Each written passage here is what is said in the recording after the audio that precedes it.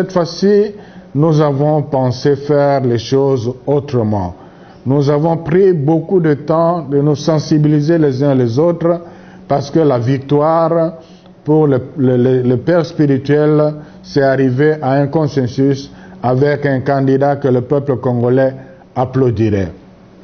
Nous avons pour cela préparé une fiche technique, le profil du futur président de la CENI. En gros, ça doit être quelqu'un qui connaît le métier, qui est du domaine électoral, mais aussi un homme intègre, un homme qui a l'expérience de gestion, un homme courageux qui veut résister aux pressions. Voilà, ce sont des éléments principaux.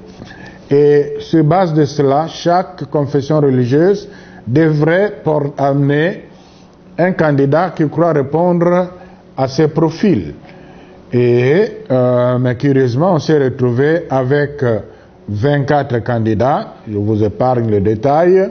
On a confié au secrétariat technique que je coordonne la présélection sur base de CV en tenant compte seulement des aspects techniques, et on est passé de 24 à 6 candidats.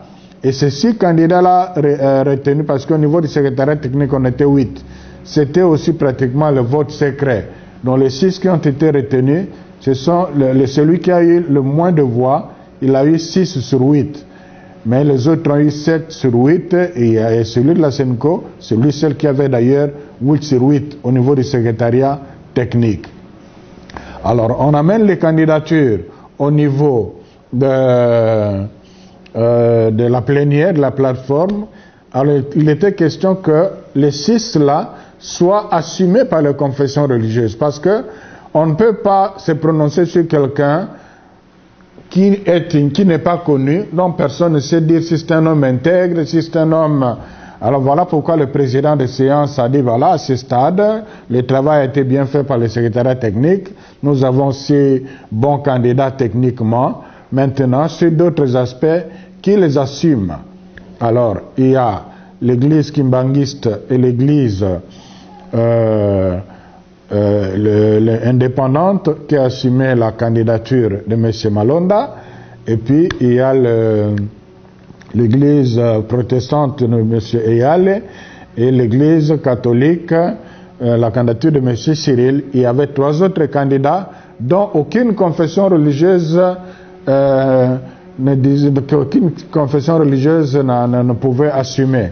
Voilà ce qui a fait que le dossier soit tombé. Donc ce n'était pas sur base d'un critère lié à leur prestation, mais personne ne voulait les assumer comme ceux qui avaient des candidats ne pouvaient pas encore en ajouter, ceux qui n'en avaient pas n'ont pas voulu assumer les autres candidats. Voilà. Bref, on n'a pas eu un consensus.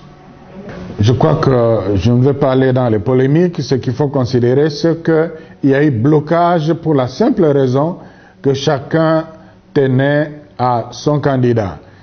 Il y en a qui ont fait bloc pour soutenir la candidature de M. Malonda. Pour l'ECC et la SENCO, tout sauf ça. Ça doit être vraiment clair. Pourquoi? Parce que c'est lui le secrétaire national, exécutif national de la CENI qui nous a amenés aux dernières élections. Donc c'est lui la cheville ouvrière du point de vue technique. C'est lui le technicien qui a combiné tout ce que nous avons déploré aux élections de 2018. C'est-à-dire avoir ce monsieur que je respecte par ailleurs et dont je reconnais le professionnalisme, dont je reconnais la technicité, l'avoir à la tête de la CENI, c'est simplement la continuité de l'ancienne CENI. Est-ce que vous êtes journaliste? La majorité des Congolais accepterait telle chose? L'enjeu est de taille. Il s'agit de redonner confiance au peuple congolais, au système électoral. Si on doit aller aux élections avec le CENI Nanga bis, je crois qu'il y aura très peu de Congolais qui vont aller se mettre debout pour aller. Voilà pourquoi, et étant donné que la préoccupation majeure de la SENCO avec l'ECC, c'est le bien-être de la population. Étant donné que les évêques de la SENCO sont convaincus que ce pays va décoller à partir du jour où ceux qui sont au pouvoir comprendront que pour rester au pouvoir, ils doivent travailler de façon à satisfaire la population. Pour rester au pouvoir, ça dépend de la population. Pour rester au pouvoir, il faut être voté. En ce moment-là, ils vont tout faire pour travailler.